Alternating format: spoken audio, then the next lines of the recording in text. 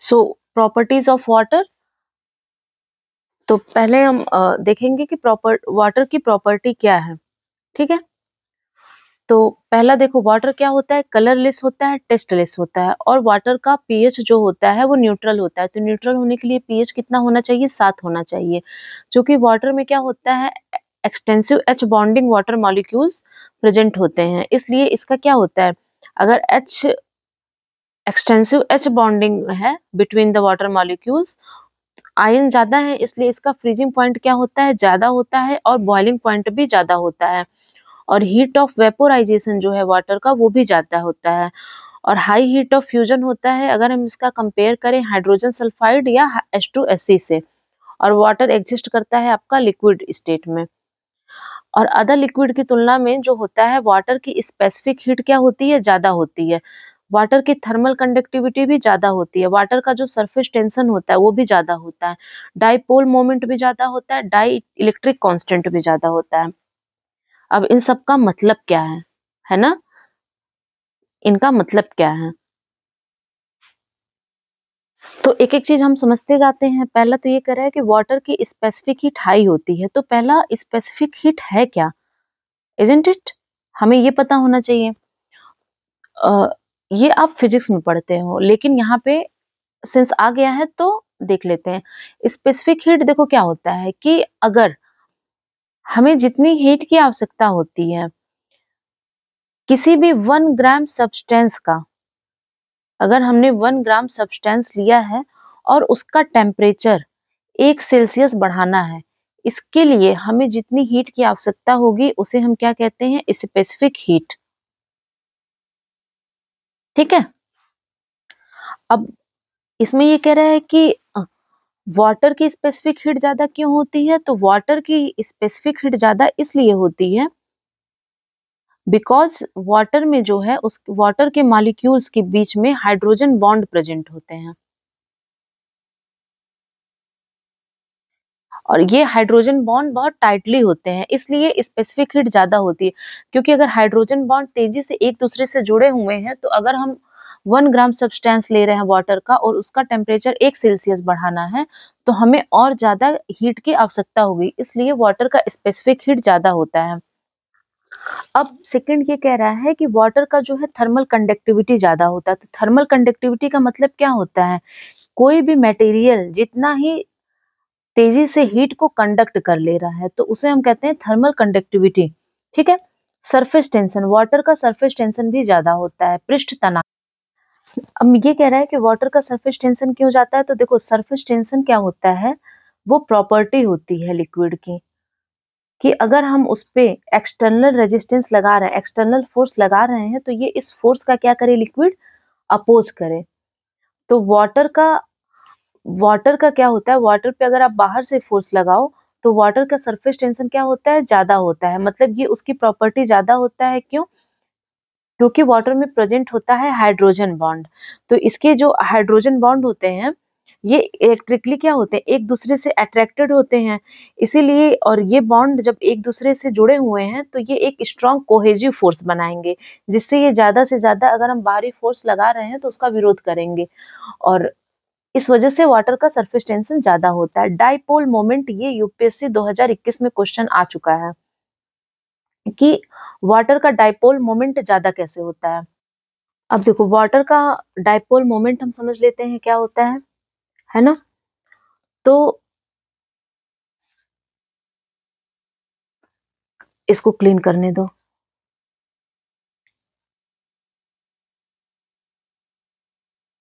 तो हमें समझना है डाइपोल मोमेंट, तो किसी भी अगर हम मॉलिक्यूल या सिस्टम में पॉजिटिव और निगेटिव चार्जेस का जो सेपरेशन होता है वही डाइपोल मोमेंट होता है। और ये डाइपोल मोमेंट क्या होता है, ये वेक्टर क्वांटिटी होती है, मतलब ये डायरेक्शन को शो करता है, ये किसी भी मॉलिक्यूल की क्या बताता है, पोलैरिटी बताता है। कैसे, जैसे वाटर जो होता है ना, H2O, वाटर का स्ट्रक्चर ऐसे होता है कि देखो ये O है, ये H है, ये H है। ठीक है, तो ऑक्सीजन क्या है, सिंस वी नो दैट कि ऑक्सीजन इलेक्ट्रोनेगेटिव एलिमेंट है, ऑक्सीजन क्या है, विद्युत ऋणात्मक है, तो ऑक्सीजन के बाहरी कोश में है 6 इलेक्ट्रॉन, तो ये 2 इलेक्ट्रॉनों को लेने की कोशिश करेगा। तो इस पे स्लाइटली कौन सा चार्ज आ जाएगा? अगर ये इलेक्ट्रॉन ले रहा है तो स्लाइटली नेगेटिव चार्ज आ जाएगा।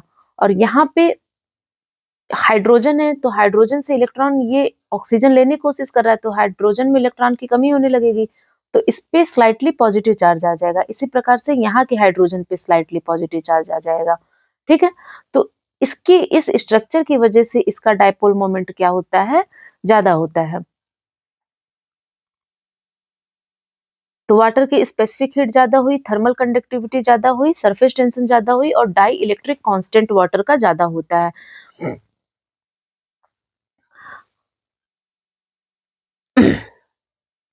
क्यों? देखो, डाई इलेक्ट्रिक कांस्टेंट का मतलब ये होता है कि किसी भी मटेरियल की हम एबिलिटी देख रहे हैं कि वो इलेक्ट्रिकल एनर्जी को कितने अच्छे से स्टोर कर पा रहा है। ठीक है, सिंस वाटर की स्पेसिफिक हीट क्या होती है, since water has high specific heat, तो ये क्या होगा? कूलेंट अच्छा होगा। और एज अ कूलेंट इसका हम यूज करते हैं कार के इंजन में, बसेस में और ट्रक में यूज करते हैं। देखो, जो जितने अच्छे उष्मा के एब्जॉर्बर होते हैं उतने ही अच्छा वो उष्मा निकाल सकते हैं, हीट को। सिंस इसका डाई इलेक्ट्रिक कांस्टेंट क्या है? ज्यादा है। और डाई इलेक्ट्रिक कांस्टेंट क्या होता है कि ये कितने अच्छे से इलेक्ट्रिकल एनर्जी को स्टोर कर रहा है और चार्जेस को इंसुलेट कर रहा है।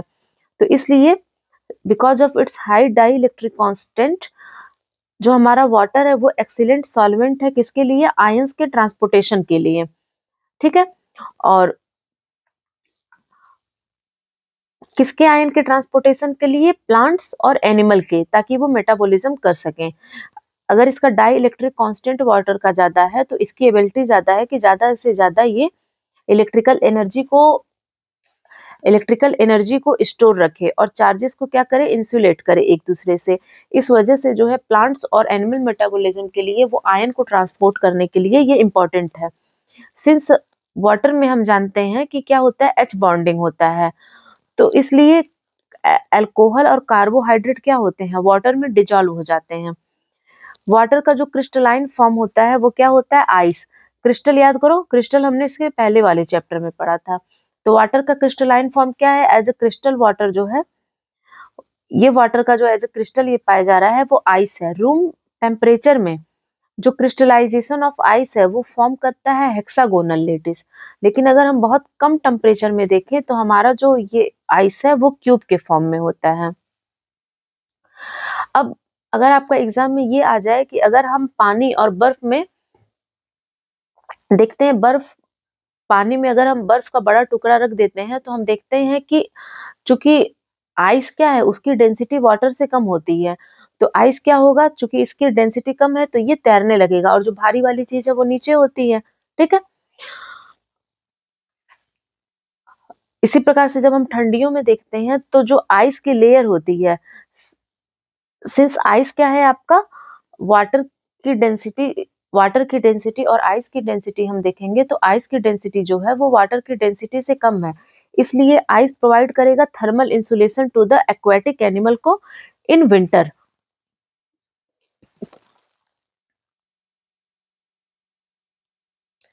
अब देखो, सॉफ्ट वाटर क्या होता है, हार्ड वाटर क्या होता है। तो अगर हम कैल्शियम का सॉल्यूबल साल्ट ले रहे हैं या मैग्नीशियम का सॉल्यूबल साल्ट ले रहे हैं, वहां से जो वाटर फ्री हो रहा है उसे हम कहते हैं सॉफ्ट वाटर। और ये सोप के साथ क्या देता है? लेथर। लेथर मतलब झाग। ठीक है, और वो हार्ड वाटर क्या होता है कि पहला तो हार्ड वाटर ये है कि अगर हम कैल्शियम या मैग्नीशियम का सॉल्यूबल सॉल्ट लेते हैं तो उसे हम कहते हैं वाटर, सॉफ्ट वाटर। कैल्शियम या मैग्नीशियम का अगर हमने सॉल्यूबल सॉल्ट लिया तो वो सॉफ्ट वाटर है। लेकिन अगर हमने कैल्शियम या मैग्नीशियम का, अगर हमने कैल्शियम या मैग्नीशियम या आयरन का फॉर्म लिया in the form of hydrogen carbonate, chloride and sulphate, तो ये वाटर को क्या बनाएंगे? हार्ड बनाएंगे। सॉरी, इतनी थकान हो जाती है ना कि एरर हो जा रहा है, यहाँ पे हल्का सा हो गया। देखो, जो कैल्शियम और मैग्नीशियम के साल्ट्स होते हैं और आयरन सॉल्ट होते हैं, अगर ये हाइड्रोजन कार्बोनेट के फॉर्म में है या क्लोराइड के फॉर्म में है या सल्फेट के फॉर्म में है, तो ये हार्ड वाटर होता है। लेकिन अगर वाटर जो है आपका वो कैल्शियम और मैग्नीशियम के सॉल्युबल साल्ट से फ्री है, तो इसे हम क्या कहते हैं, सॉफ्ट वाटर कहते हैं। ठीक, तो हार्ड वाटर का यूज जो है हम कपड़े धोने के लिए नहीं यूज कर सकते हैं। क्यों? क्योंकि हार्ड वाटर में आपका क्या होता है, कैल्शियम के आयन होंगे और मैग्नीशियम के आयन होंगे, और अगर ये सोप के साथ रिएक्शन करेंगे तो ये फॉर्म कर देंगे स्कम या प्रेसिपिटेट। इस वजह से जो हार्ड वाटर है, इसीलिए आप देखो जब हार्ड वाटर, अगर आपने हार्ड वाटर का यूज किया या ऐसा हार्ड वाटर आ रहा है, दिल्ली वगैरह में कपड़े धुलो तो क्या होता है, प्रेसिपिटेट वहां पे हो जाता है कैल्शियम या मैग्नीशियम का। तो हम किस किस पानी का यूज करेंगे आपका कपड़ा धोने के लिए, सॉफ्ट वाटर का। हार्ड वाटर क्या है, बॉयलर के लिए भी खराब होता है। क्यों? क्योंकि हार्ड वाटर में जो साल्ट प्रेजेंट होता है ना, वो बॉयलर में क्या होता है, नीचे जमा हो जाता है और उस बॉयलर की एफिशिएंसी को कम करता है। अब देखो टेम्परेरी हार्डनेस वाटर में क्या आता है, अगर हम वाटर में प्रेजेंट है मैग्नीशियम या कैल्शियम हाइड्रोजन कार्बोनेट्स, तो अब हम अगर वाटर में हमारा मैग्नीशियम या कैल्शियम हाइड्रोजन कार्बोनेट प्रेजेंट है, तो इस मेथड को हम टेम्परेरी हार्डनेस जो है इसको हम हटाएंगे कैसे। ठीक है, तो पहला हम देखते हैं कि पहला तो बॉइलिंग मेथड से हम हटाएंगे।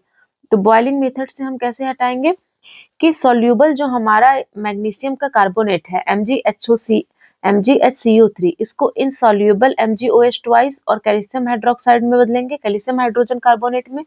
फिर इसको हम चेंज करेंगे, पहला हमारा जो MgHCO3 है ये आपका कन्वर्ट हो जाएगा MgOH के ट्वाइस में, और आपका जो CaHCO3 है ये चेंज हो जाएगा इनसॉल्यूबल कैल्शियम कार्बोनेट में। और इन प्रेसिपिटेट को, सिंस ये आपका ये कन्वर्ट होके ये प्रेसिपिटेट बन रहा है और कैल्शियम हाइड्रोजन कार्बोनेट इनसॉल्यूबल मतलब ये प्रेसिपिटेट बन रहा है, तो इस प्रेसिपिटेट जो बनता है उसे हम क्या करते हैं, इजिली फिल्ट्रेशन मेथड से हटा लेते हैं। नेक्स्ट क्लर्क मेथड के माध्यम से, तो इसमें हम क्या करेंगे कि calculated amount of lime, lime क्या था, कैल्शियम ऑक्साइड, अगर हम ये ऐड कर रहे हैं तो कैल्शियम कार्बोनेट हमारा या मैग्नीशियम हाइड्रोक्साइड ये क्या हो रहा है, प्रेसिपिटेट हो जा रहा है, जिसे हम हटा लेते हैं। परमानेंट परमानेंट हार्डनेस कहाँ से आती है, तो देखो परमानेंट हार्डनेस, अगर कैल्शियम या मैग्नीशियम के क्लोराइड या सल्फेट प्रेजेंट हो वाटर में, तो ये परमानेंट हार्डनेस होती है। पहला तो हमने देखा था कि टेम्परेरी हार्डनेस क्या है, अब हम देख रहे हैं परमानेंट हार्डनेस। तो परमानेंट हार्डनेस को जो है किसी भी सिंपल बॉइलिंग मेथड से यूज नहीं किया हटाया जा सकता है। तो हम हटाएंगे कैसे, पहला बाय यूजिंग वॉशिंग सोडा, दूसरा कैलोगन मेथड, तीसरा आयन एक्सचेंज मेथड, इसके माध्यम से हटाएंगे। तो वॉशिंग सोडा आपका क्या होता है, सोडियम कार्बोनेट। ठीक है, तो जब आपका जो हार्ड वाटर है, हार्ड वाटर क्या होता है, जब क्लोराइड और सल्फेट, कैल्शियम के क्लोराइड या सल्फेट या मैग्नीशियम के क्लोराइड या सल्फेट वाटर में होते हैं, तो वो परमानेंट हार्डनेस होता है। तो जब हम इस हार्ड वाटर में वॉशिंग सोडा को ऐड करते हैं, तो जो सॉल्यूबल क्लोराइड और सल्फेट है कैल्शियम और मैग्नीशियम के, ये इनसॉल्यूबल कार्बोनेट्स बनाते हैं। और अगर जब ये इनसॉल्यूबल कार्बोनेट बन गया वॉशिंग सोडा डालने के बाद, तो प्रेसिपिटेट, तो हम इसको फिल्टर कर सकते हैं। कैल्गन मेथड में क्या है, सिक्वेस्टरेशन, सिक्वेस्टरेशन मतलब स्क्वीज करना। तो जैसे हमारा है सोडियम हेक्सामेटाफॉस्फेट, जिसको हम कैल्गन या ग्राहम साल्ट कहते हैं। ग्राहम साल्ट एग्जाम में आ चुका है कई बार।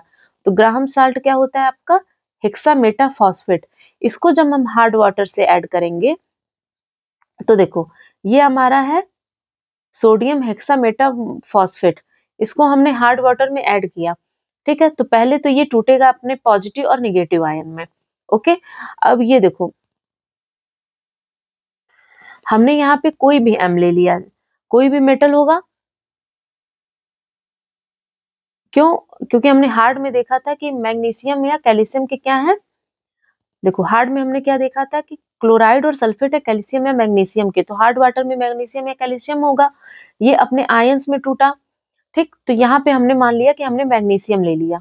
ठीक है, और ये आयन यहाँ पे ये रिएक्ट करेगा, और ये रिएक्ट करके बनाएगा, इसको ये फ्री कर देगा Na पॉजिटिव को।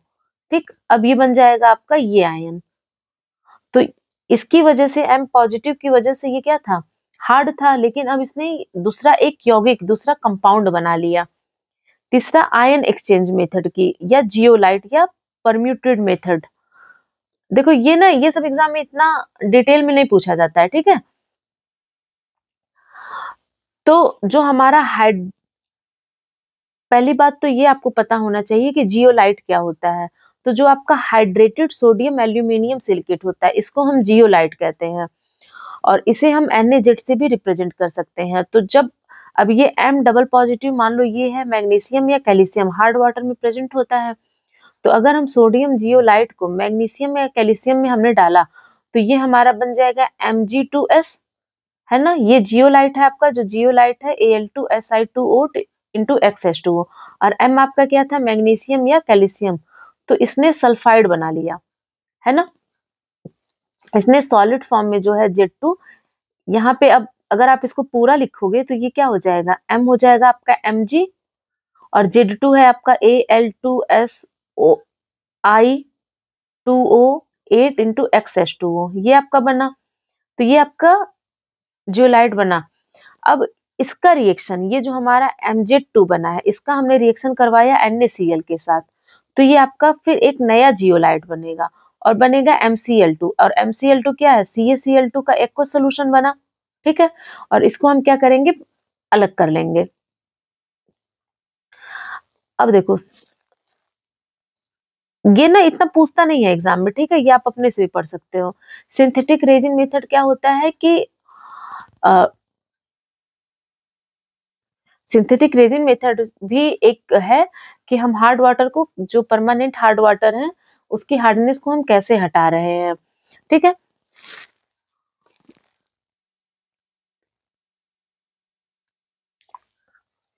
अब इसमें हम क्या कर रहे हैं कि देखो, जो हमारा हार्ड वाटर है उसको हम ट्रीट करेंगे कटायन एक्सचेंज रेजिन के साथ। तो इसमें क्या होता है आपका कि हार्ड वाटर है, हार्ड वाटर में आपका एम एम क्या होता है, कैल्शियम या मैग्नीशियम प्रेजेंट होगा। इसको हमने एक हाइड्रोकार्बन फ्रेमवर्क लेके और सिंगल बॉन्ड H से रिएक्शन करवाया, जहां पे आपका Mr2S बना और H पॉजिटिव एक्वस सोल्यूशन बना। M यहाँ पे किसको रिप्रेजेंट कर रहा है, Ca और Mg को, और R किसको रिप्रेजेंट कर रहा है, आपका हाइड्रोकार्बन को, ठीक। फिर एक तो ये आपका प्रक्रिया, अब ये आपका रिएक्शन हो गया, इसमें H पॉजिटिव आयन बन रहा है, लेकिन यही प्रोसेस जब हो रही थी तो उसी रिएक्शन में OH माइनस आयन भी बन रहा था, और वो OH माइनस आयन जो है वो H पॉजिटिव आयन से रिएक्ट करके H2O बना रहे थे। और आपको पता होगा ये न्यूट्रलाइजेशन की रिएक्शन होती है, ठीक, ये रिएक्शन ही है बस। अब देखो, जहां जहां से आपको समझना है, ऊपर का नहीं समझ में आया तो इग्नोर कर दो, because that is too much of chemistry. आपको समझना है यहाँ से हैवी वाटर। हैवी वाटर क्या होता है, अगर हम किसी भी ऑर्डिनरी वाटर का एग्जॉस्टिव इलेक्ट्रोलिसिस, इलेक्ट्रिक माध्यम से वाटर को तोड़ते हैं, तो हम हैवी वाटर को प्राप्त कर सकते हैं। Heavy water D2O, water simple क्या होता है, प्रोटियम ऑक्साइड, ठीक है। हैवी वाटर क्या होता है आपका, ड्यूटेरियम ऑक्साइड। और हैवी वाटर का यूज क्या कहाँ होता है, न्यूक्लियर में, न्यूक्लियर रिएक्टर में as a moderator heavy water का यूज होता है। क्यों, क्योंकि ये जो हैवी वाटर है ना, ये जो फास्ट मूविंग न्यूट्रॉन्स हैं उनकी स्पीड को स्लो डाउन करता रहता है, और ये क्या करता है, न्यूक्लियर रिएक्शन को अगर उनकी स्पीड स्लो डाउन कर रहा है, जहां पे हमारा यूरेनियम 235 यूज हो रहा है, तो ये न्यूक्लियर रिएक्शन को क्या कर रहा है, कंट्रोल कर रहा है। और इस हैवी वाटर का यूज हम ड्यूटेरियम बनाने में भी कर सकते हैं। हैवी वाटर खुद ही D2O है, तो हम ड्यूटेरियम कंपाउंड इससे बना सकते हैं। अब हाइड्रोजन परऑक्साइड क्या होता है, H2O2। हाइड्रोजन परऑक्साइड पहला तो एफ्लुएंट की तरह यूज होता है। हाइड्रोजन परऑक्साइड जो है वो लाइट ब्लू होता है कलर में, और ये किस फॉर्म में होता है, एनहाइड्रोस फॉर्म में होता है। दूसरा, ये ऑर्डरलेस होता है, इसमें जो है कोई ऑर्डर नहीं होता है, ठीक है। और अगर आप स्किन पे थोड़ा सा आप केमिकल आपने प्रैक्टिकल वगैरह किया होगा तो वहां पे लोग हाइड्रोजन पेरोक्साइड टच नहीं करने देते हैं, क्योंकि ये स्किन पे जाते ही उसको ब्लिस्टर कर देता है। सॉल्यूबल होता है वाटर में, अल्कोहल में, और इसका टेस्ट बीटर होता है।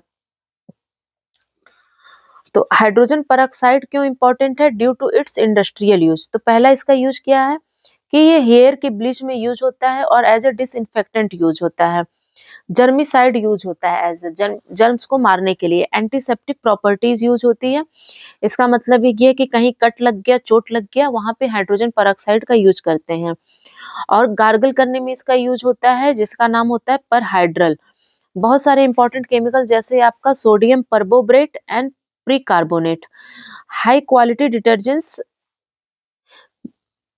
जो आपका सोडियम परबोब्रेट है और परकार्बोनेट है, इन्हें हम डिटर्जेंट्स में यूज करते हैं। और ये प्राप्त कहाँ से होते हैं? हाइड्रोजन पेरोक्साइड से। कुछ कंपाउंड हमारे जैसे हाइड्रोक्विनोन हो गया, टर्सरिक एसिड हो गया, और कुछ फूड प्रोडक्ट्स और फार्मास्यूटिकल प्रोडक्ट जैसे सेफास्पोरिन, ये भी कहाँ से बनते हैं? आपके हाइड्रोजन पेरोक्साइड से। अब हमने हाइड्रोजन के बाद हम देखेंगे नाइट्रोजन को। सी, ये तो हैवी वाटर हो गया। इतनी जो रिएक्शन है, बस इसमें देखो आपको रिएक्शन कुछ नहीं पता करना है। अगर आपको ये नहीं समझ में आया देन यू कैन इग्नोर कि कौन से आयन कैसे जा रहे हैं, कैसे जा रहे हैं, मुझे पता है, ठीक है। तो आप बस इतना याद रखो कि हार्ड वाटर क्या होता है, सॉफ्ट वाटर क्या होता है, ठीक है। एग्जाम में इतना ही पूछा जाता है।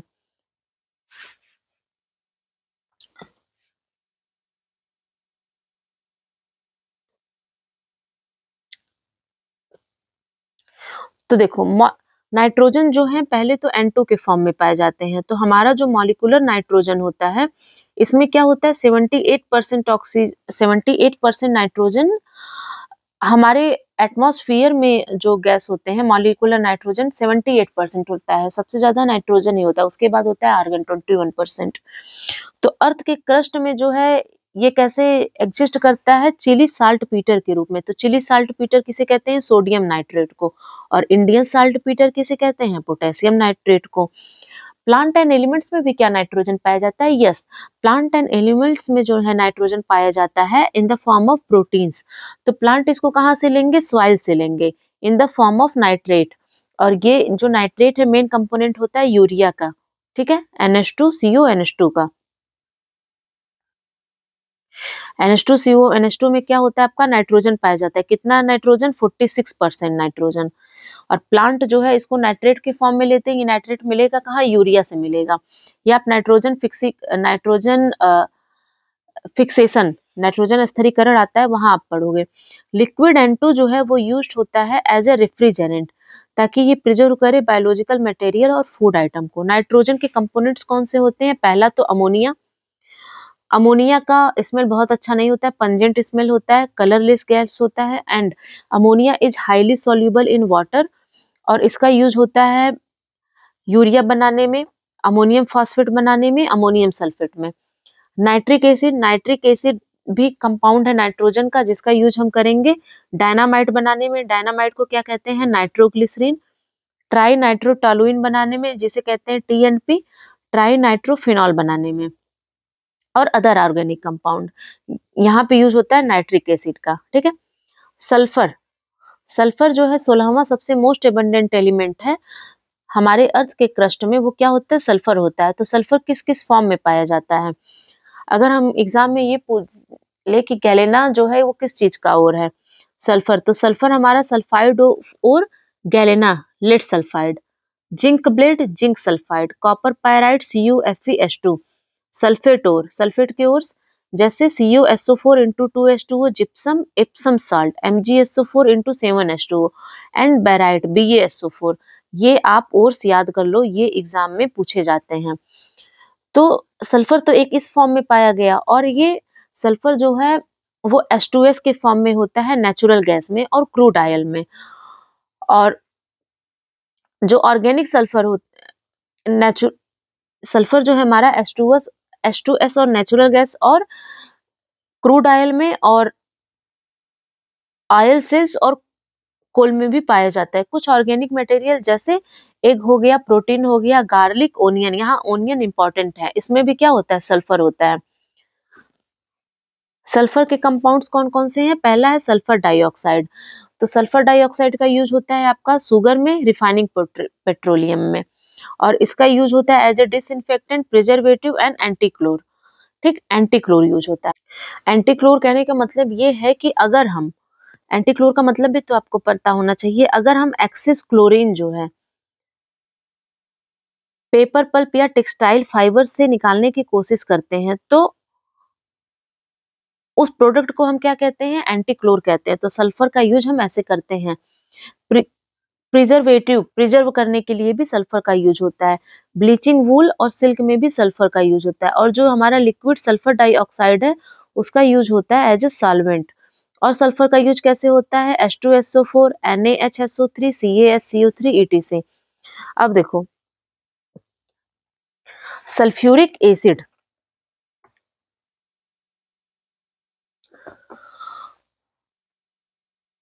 तो ओवर होने वाला है। तो सल्फर का पहला हमने सल्फर डाइऑक्साइड देखा था, अब हम देखेंगे सल्फ्यूरिक एसिड। तो सल्फ्यूरिक एसिड का यूज कहाँ होता है? अमोनियम सल्फेट में, फर्टिलाइजर के यूज में, ETC। सल्फर का यूज कहाँ कहाँ हुआ? लेबोरेटरी में, पेट्रोलियम रिफाइनिंग में, पेंट्स के मैन्युफैक्चर में, पिगमेंट में, डाई स्टफ में, डिटर्जेंट इंडस्ट्री में, इलेक्ट्रोप्लेटिंग में, गैल्वेनाइजिंग में, स्टोरेज, गैल्वेनाइजेशन की प्रोसेस हमने पढ़ी थी ना, वहां पे भी सल्फर का यूज होता है, स्टोरेज के बैटरीज में, और नाइट्रोसेल्यूलोज बनाने में। अब हेलोजन, हेलोजन क्या होते हैं, हम कैसे याद करेंगे? फैशन क्लब बड़ा इन ऑस्ट्रेलिया। ठीक है, तो fluorine, chlorine, bromine, iodine and astatine को हम कहते हैं, ये ग्रुप 17 लिखा है, शायद ये ग्रुप 7 के एलिमेंट होते हैं, और इसे हम क्या कहते हैं? हेलोजन कहते हैं। ठीक है, तो ग्रुप 17 ही है। तो इसे हम क्या कहते हैं? जो फैशन क्लब बड़ा in Australia, fluorine, chlorine, bromine, iodine, इसे हम कहते हैं हेलोजन। और हेलो का मतलब होता है साल्ट, जीन्स का मतलब होता है बर्न। तो ये क्या होते हैं? साल्ट प्रोड्यूस करते हैं। जैसे क्लोरीन क्या होता है? साल्ट प्रोड्यूस करता है। NaCl साल्ट होता है। आयोडीन क्या होता है? आयोडीन क्लोराइड साल्ट प्रोड्यूस करता है ना, Ki।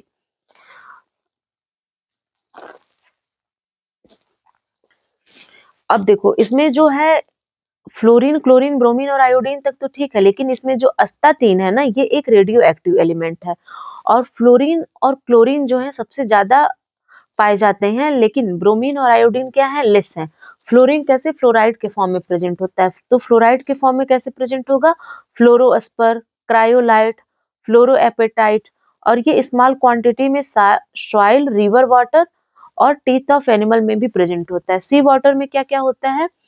सी वाटर में होता है क्लोराइड्स, ब्रोमाइड, आयोडाइड, किसके? सोडियम के, पोटेशियम के, मैग्नीशियम के। ये क्या कह रहा है? इसका मतलब ये है कि सी वाटर में पोटेशियम के आयोडाइड होते हैं, सोडियम के आयोडाइड होते हैं। ठीक, लेकिन इसमें जो सोडियम, मेनली सी वाटर में क्या होता है? सोडियम क्लोराइड का सोल्यूशन होता है। अगर एग्जाम में आपके ये आ जाए कि सी वाटर किसका मेनली सोल्यूशन होता है, तो सोडियम क्लोराइड का, फिर ये भी कहानी है। ठीक है, अब देखो नोबल गैस क्या होते हैं। तो नोबल गैस की ट्रिक याद कर लो। हे नेहा, अरे कुर्ता जलाती रहना। ठीक है, हे नेहा हीलियम, नेहा नियॉन, कुर्ता, अरे आर्गन, क्रिप्टॉन, कुर्ता, जलाती जेनॉन, रेडॉन। तो ग्रुप 18 के जो हमारे एलिमेंट होते हैं, उनको हम कहते हैं नोबल गैस। और इन्हें नोबल गैस क्यों कहते हैं? पहले तो ये अनरिएक्टिव हैं, और ये बहुत कम कंपाउंड फॉर्म करते हैं। ठीक है, इसमें सारे जो गैसेस हैं वो नेचर में, एटमॉस्फेयर में एग्जिस्ट करते हैं, एक्सेप्ट रेडॉन। नेचुरल गैस में हीलियम कितना प्रेजेंट होता है? 2 से लेके 7 प्रेजेंट तक। हीलियम और नियान जो है वो रेडियो एक्टिव ओरिजिन में पाए जाते हैं, जैसे पिच ब्लेंड, मोनाजाइट, क्लीवेटाइट, इन सब में जो है पाया जाता है आपका हीलियम और नियान। नोबल गैसेस के यूजेस, पहला क्या है? हीलियम। हीलियम का यूज बलून को फिल करने में हीलियम का यूज होता है। ठीक है, लिक्विड हीलियम का यूज कैसे होता है? क्रायोजेनिक एजेंट के रूप में, ताकि हम लो टेम्परेचर पे, क्रायोजेनिक का मतलब होता है लो टेम्परेचर पे हम प्रोसेस कर सके। नियॉन का यूज क्या कहाँ होता है? जो हमारे फ्लोरोसेंट बल्ब होते हैं ना घर में लगे, वहां पे नियॉन का यूज होता है। और आर्गन का यूज कैसे होता है? इनर्ट एटमॉस्फेयर प्रोवाइड करने के लिए। किसी भी अगर हम हाई टेम्परेचर पे कोई प्रोसेस कर रहे हैं तो वहां पे इनर्ट एटमॉस्फेयर, इनर्ट का मतलब ये होता है कि वो क्रिया न करे, ठीक।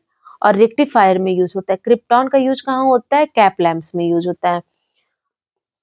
एक दो फैक्ट हैं। पहला तो ये है कि ग्रेफाइट केवल ऐसा नॉन मेटल है जो गुड कंडक्टर होता है electricity but poor conductor of heat. Second है कि डायमंड जो है बेटर कंडक्टर है हीट का than copper but poor conductor of electricity. Now you can join our test series at the most affordable price 999, जहाँ पे आपको मिलेंगे 15 टेस्ट पेपर। आप आराम से इन टेस्ट पेपर को कर सकते हो। 2024 का तो एग्जाम अब खत्म होने वाला है। 2025 और 26 के लिए हमारे टेस्ट पेपर आ रहे हैं। ऑनलाइन आपको प्ले स्टोर से टेस्ट पेपर मिलेगा जो आपके एग्जाम तक आपको अवेलेबल होगा। जो आपके इसी क्रम में नया पेपर आ जाएगा एंशिएंट के पेपर, एक geography, polity, economy, general science, UP special और फुल लेंथ के आपके पेपर रहेंगे। ठीक है, तो जल्दी से रजिस्टर कीजिए। नया हम नेक्स्ट चैप्टर पढ़ेंगे कार्बन कंपाउंड। सो टाटा बाय बाय।